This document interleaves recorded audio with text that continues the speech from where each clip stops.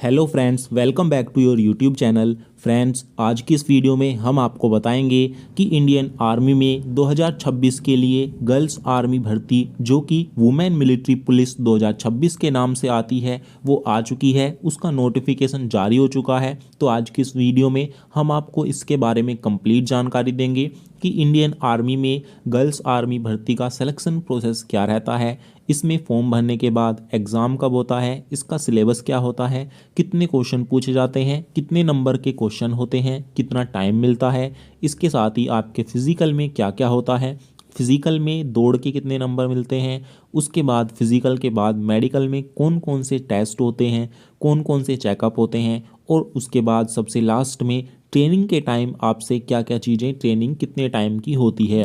Complete A to Z जानकारी आज इस वीडियो में हम आपको देने वाले हैं।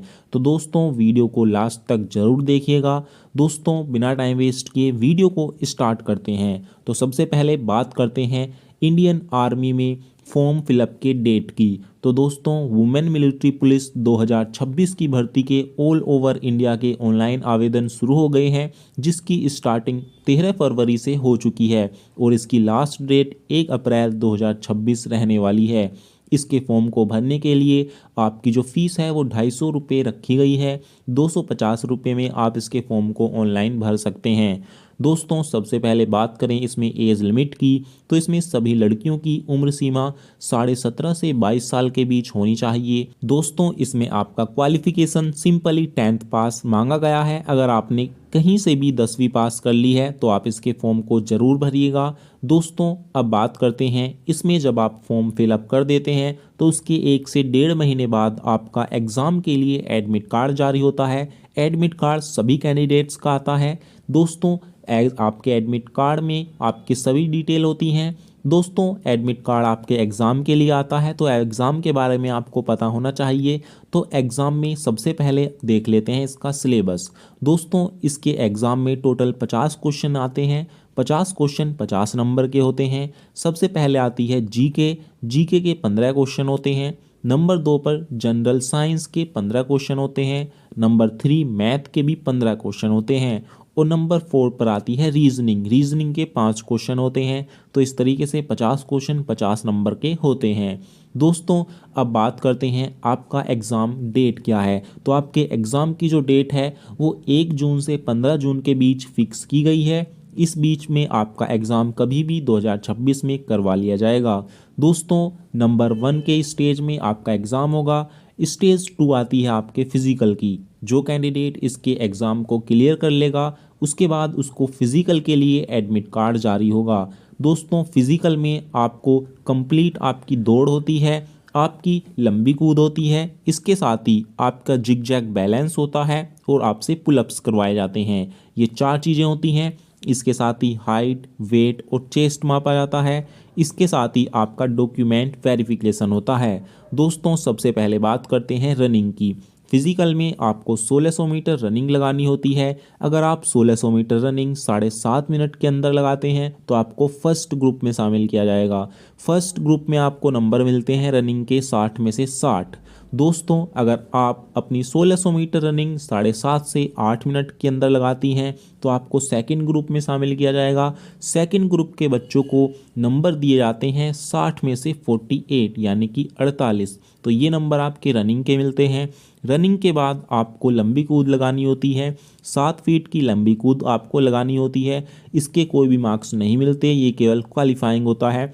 नंबर 3 पर आपका जिग जैग बैलेंस होता है, ये भी क्वालिफाइंग होता है, इसके भी कोई नंबर नहीं दिए जाते। नंबर 4 आपके पुलअप्स होते हैं। आपको 5 पुलअप्स लगाने होते हैं। अगर आप 5 में से 5 पुलअप्स लगाते हैं तो आपको 40 में से 40 नंबर दिए जाते हैं। अगर आप 4 पुलअप्स लगाते हैं तो आपको 33 नंबर मिलते हैं। अगर आप 3 लगाते हैं तो आपको 27 नंबर मिलते हैं। अगर आप 2 लगाते हैं तो आपको 21 नंबर मिलते हैं। तो इस तरीके से आपके जो है पुलअप्स के नंबर दिए जाते हैं। दोस्तों, आपके फिज़िकल वाले दिन ही आपका हाइट, वेट और चेस्ट मेज़रमेंट होता है। फिज़िकल वाले दिन आपसे कंप्लीट आपकी हाइट मापी जाती है। आपकी जो हाइट है वो मिनिमम 162 सेंटीमीटर होनी चाहिए।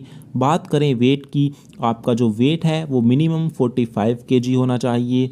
और दोस्तों आपकी जो चेस्ट है वो एक्सपेंशन में आपका 5 सेंटीमीटर का फुलाव होना चाहिए। तो ये रहता है इसका कंप्लीट फिजिकल का मेज़रमेंट। इसके साथ ही आपको अपने सभी ओरिजिनल डॉक्यूमेंट्स लेकर जाने होते हैं। ओरिजिनल डॉक्यूमेंट्स में दोस्तों आपके जितने भी डॉक्यूमेंट्स हैं, चाहे वो आपकी 10th की ओरिजिनल मार्कशीट हो, आपका आधार कार्ड हो, ओरिजिनल पैन कार्ड हो, आपके 20 फ़ोटो हों, आपका मूल निवास हो, आपकी जाति हो, एनसीसी सर्टिफिकेट हो, स्पोर्ट्स सर्टिफिकेट हो, कैरेक्टर सर्टिफिकेट हो, अनमैरिड सर्टिफिकेट हो, ये सभी सर्टिफिकेट्स आपको लेकर जाने होते हैं आपके फिज़िकल वाले दिन। दोस्तों अगर आप फिज़िकल में पास हो जाते हैं तो उसके कुछ दिन बाद आपको मेडिकल के लिए बुलाया जाता है। मेडिकल में फुल बॉडी का चेकअप होता है। मेडिकल में आपके कुछ टेस्ट होते हैं, जैसे ब्लड टेस्ट होता है, इसी तरीके से अदर चेकअप भी होते हैं। और आपके जो फुल बॉडी को चेक किया जाता है, जिसमें आपकी आंखें चेक की जाती हैं, आपके कान चेक किए जाते हैं, आपकी नोज़ को चेक किया जाता है, आपके दांतों को चेक किया जाता है। इसके साथ ही आपकी बोन्स को चेक किया जाता है। इसके साथ ही कंप्लीट बॉडी का मेज़रमेंट होता है और आपका देखा जाता है कहीं कोई आपको डिसीज़ तो नहीं है। तो इस तरीके से दोस्तों आपका जो मेडिकल है वो कंप्लीट मेडिकल होता है, फुल चेकअप आपका किया जाता है।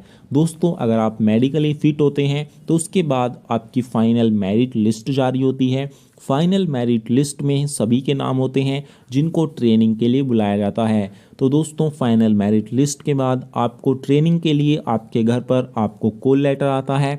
दोस्तों ज्वाइनिंग लेटर जब आपके घर पर आता है उसके बाद आपको ट्रेनिंग के लिए जाना होता है। दोस्तों आपकी जो ट्रेनिंग है फिर इंडियन आर्मी आपको ट्रेनिंग करवाती है। आपको इंडियन आर्मी में सभी चीज़ें सिखाई जाती हैं जो एक एज अ सोल्जर सभी को सिखाई जाती हैं। तो इस तरीके से आपको ट्रेन किया जाता है इंडियन आर्मी में ज्वाइनिंग के लिए। उसके बाद आपकी ज्वाइनिंग होती है और इंडियन आर्मी अग्निवीर के तहत आपको 4 साल की जॉब का ऑफ़र दिया जाता है, जिसमें दोस्तों आपको पहले साल की आपकी सैलरी फिक्स है, दूसरे साल की भी सैलरी फिक्स है, तीसरे साल की भी सैलरी फिक्स होती है और दोस्तों 4th साल की भी आपकी सैलरी फिक्स होती है। उसके बाद दोस्तों 4 साल के बाद आपको 25% कैंडिडेट्स को जो है परमानेंट किया जाता है, उनकी जॉब को आगे बढ़ाया जाता है। बाकी जो बच्चे हैं उनको रिटायरमेंट कर दिया जाता है, उनको रिटायर कर दिया जाता है। तो ये रहता है वुमेन मिलिट्री पुलिस का कंप्लीट सिलेक्शन प्रोसीजर। दोस्तों इसमें मैंने आपको सभी चीज़ें बताई हैं।